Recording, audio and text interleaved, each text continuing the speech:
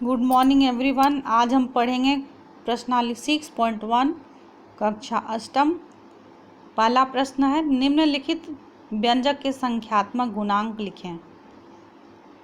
यहाँ पर जो भी व्यंजक दिए हुए हैं उनमें कौन सी संख्या है, कौन सा अंक है, कौन सा संख्या गुना है इसके साथ। जैसे यहाँ पे एक्स वाई, तो एक्स वाई एक चर संख्या है, हमें अचर संख्या के बारे में लिखना है। यहाँ पर कोई अचर संख्या दिख नहीं रहा है, लेकिन किसी भी संख्या में अगर कोई अंक गुना के रूप में नहीं हो, इसका मतलब वो उसका संख्यात्मक गुणांक होगा 1। हम एक्स वाई को लिख सकते हैं x1 इंटू एक्स वाई, तो यहाँ पे इसका संख्यात्मक गुणांक हो गया 1।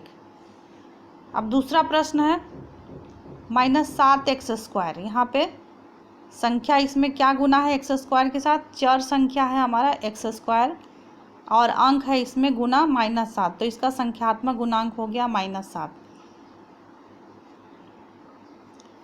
3xy, अगला प्रश्न है 3xy।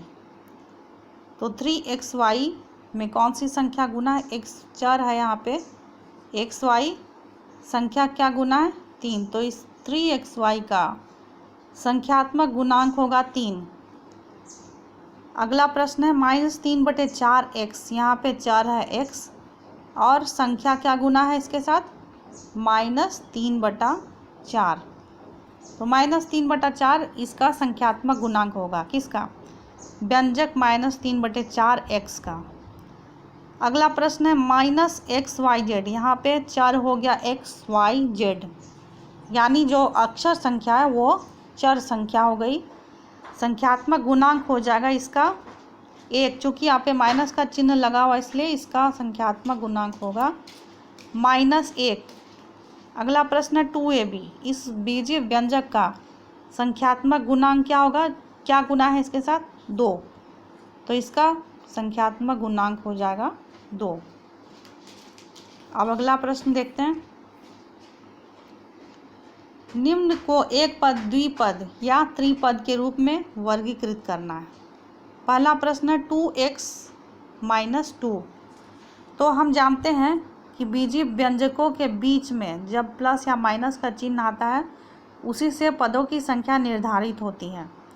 तो यहाँ पर ये पहला पद है, ये दूसरा पद है, बीच में ये माइनस का चिन्ह या फिर प्लस का चिन्ह हो सकता है, तो ये दोनों पद अलग हो गए इस चिन्ह के द्वारा। या तो जोड़ का चिन्ह होगा या घटाव का चिन्ह होगा बीच में, उसी से पदों की संख्या निर्धारित होती है। तो यहाँ पे 2 पद हो गए, इसलिए 2x-2 हो गया द्विपद। अगला है 3x²y। यहाँ पे इसके साथ और कोई भी बीजीय व्यंजक जुड़ा या घटा हुआ नहीं, इसलिए ये हो गया एक पद। अगला प्रश्न है x² जोड़ y² -1। यहाँ पे बीच में ये x² y² से जोड़ के चिन्ह के द्वारा अलग है और y² 1 से माइनस के चिन्ह के द्वारा अलग है। तो यहाँ पर ये हो गया पहला पद, ये हो गया दूसरा पद और ये हो गया तीसरा पद।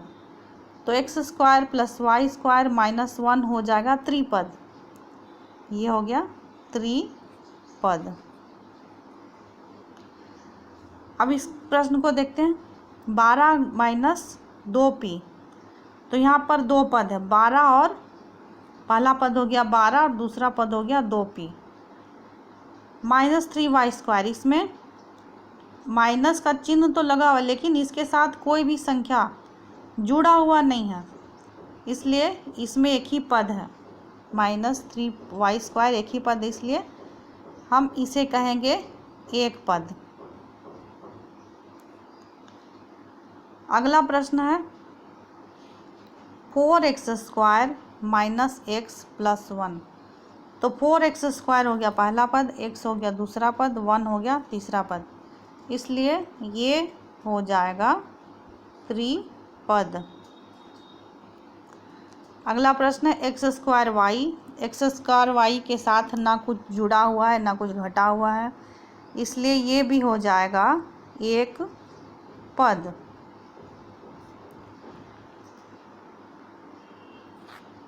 अब हम प्रयास कीजिएगा, एक प्रश्न देखते हैं, इसमें पहले हम ये तीसरा प्रश्न देखेंगे, पहला प्रश्न देखते हैं। निम्नलिखित व्यंजक के संख्यात्मक गुणांक लिखिए। तो जैसा कि पहले ही बता चुके हैं, जो संख्या गुना है व्यंजक में उसी को संख्यात्मक गुणांक कहते हैं। x² के साथ कोई भी अंक गुना नहीं दिख रहा है, इसलिए इसका संख्यात्मक गुणांक हो जाएगा 1।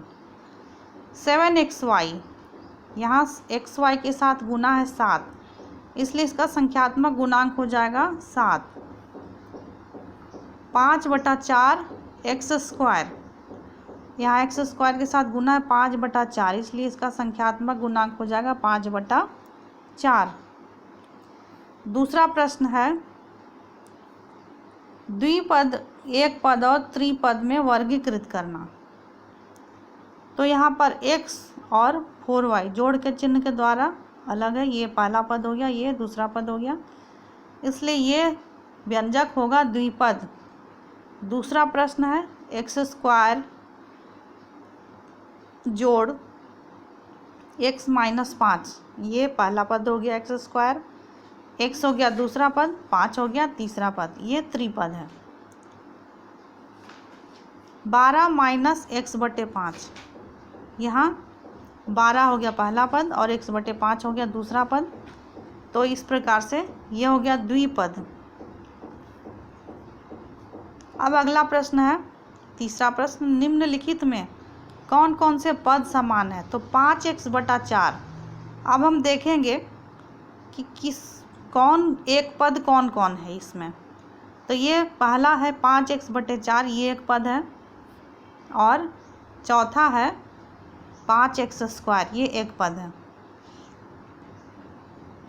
5x² और 5x/4,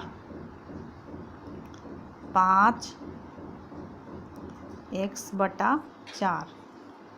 तो यहाँ पर देखा जाए, अक्षर संख्या x², अक्षर संख्या है x और x, चर है यहाँ पर x। चर तो समान है लेकिन घातांक अलग है, इसका घात है 2 और इसका घात है 1, इसलिए ये दोनों पद समान नहीं हैं। अब हम देखते हैं द्विपद में कौन कौन समान है। द्विपद में दूसरा और तीसरा प्रश्न को हम ध्यान से देखते हैं।